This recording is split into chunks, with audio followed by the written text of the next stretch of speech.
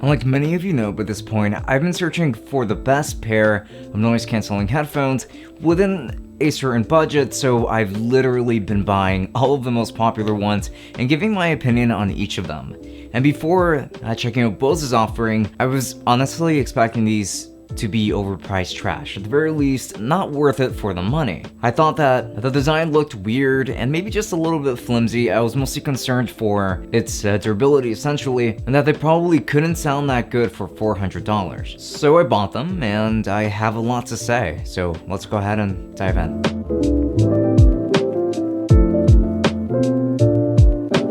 For more great content like this, just make sure to subscribe to our channel and then turn on that notification bell so that you don't miss any upload. Also leave a like and a comment down below with your thoughts on this video. And there's also going to be a merch store where you can buy some sweet monochrome Tech Summit merch. Links to everything down below. Let's begin with an unboxing. The unboxing here is literally one of the least interesting ones I've had so far. And it's going to be just a plain box with a picture of the headphones on top, and it's just a little part of the box. It's not that exciting. So essentially, all that you have to do is just peel off the plastic from both edges of the box and lift up the lid to find the carrying case. And inside, you'll find the headphones with some instructions inside, a USB-C cable for charging, and a 3.5mm cable. And underneath all that, you're going to find the actual instructions booklet along with warranty information. The exterior design of these headphones genuinely surprised me. My first impressions from only looking at them online were that they looked pretty cheap and flimsy, but that couldn't be further from the truth when you actually get them in your hands. So the earpieces are built out of plastic,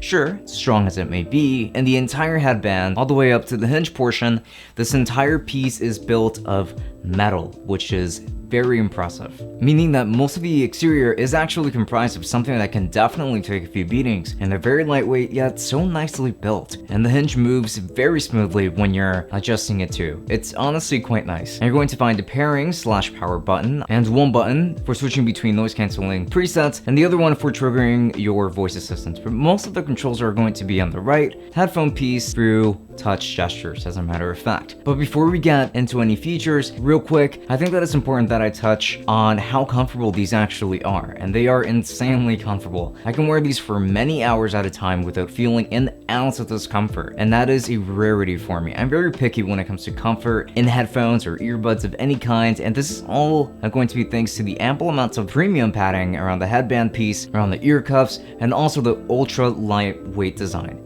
This is the most comfortable pair of headphones I have ever worn, hands down. And as for features, since I hinted at these doing quite well in that department a little bit earlier, you're mostly going to operate these through any kind of touch gestures on the right earpiece. So you can double tap for answering and hanging up phone calls, and also for playing and pausing music. You can swipe up and down for volume controls, and left and right, or forward and backward for tracking skipping, I should say. And there's going to be an assistant button too, which is nice, I suppose. You can download the Bose Music app to get even greater control over these. And you actually get things like adjusting the noise cancelling through 10 different presets versus just the 3 on the dedicated button, which is completely customizable, by the way. And you also get a pretty cool EQ that lets you control the bass, the treble, and the mids all individually from 10 different levels. You just have so much control over the sound. I really like that. Like, this thing is actually packed with a ton of features. That's going to lead me directly into talking about the sound quality of these headphones. And the sound, as is already very good, and there's a healthy amount of bass, but not too much, and they're more on the flatter balance side for the most part, at the very least by default, which I do appreciate. And you can adjust all of these again in the settings to your liking. I actually really enjoy listening to metal with these and pretty much all other genres of music, although you can tune these to your liking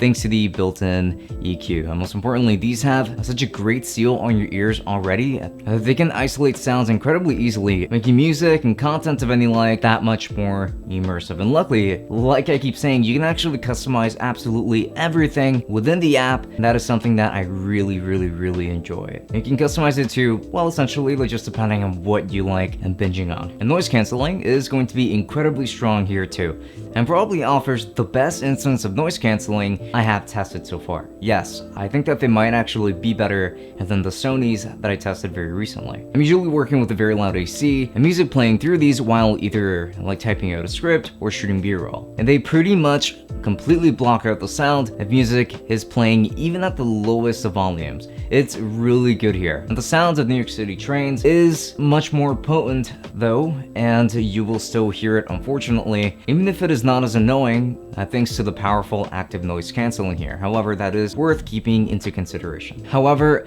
I was kind of disappointed with the battery life here. So you get a total of around 20 hours of battery life on a full charge, and it definitely goes down a bit with noise cancelling activated. And it's not by too much, but it does go down a little bit. And it's not going to be the best, but it is honestly fine. My issue is just that these are probably too expensive to have one of the lowest rated battery expectancies of its competition. But that's not to say that 20 hours is bad by any means. It will definitely last you all day, regardless, but they could have been better here, in my opinion. And I do have some complaints for these because while these are a lot better than I thought that they would be, and I'm willing to admit that I was wrong on a lot of things, there are still some issues I can't ignore entirely. For instance, the instructions almost don't say anything at all about the 2 buttons on the headphones, and I figured out what they did through experimentation, but that's still so incredibly odd. There also isn't going to be any ambient noise mode at all, at the very least not to my knowledge. And do feel free to correct me in the comments if I turned out to be wrong. And it's not that I care too much about that feature, but again, cheaper premium headphones offer that feature, so why can't these? And also,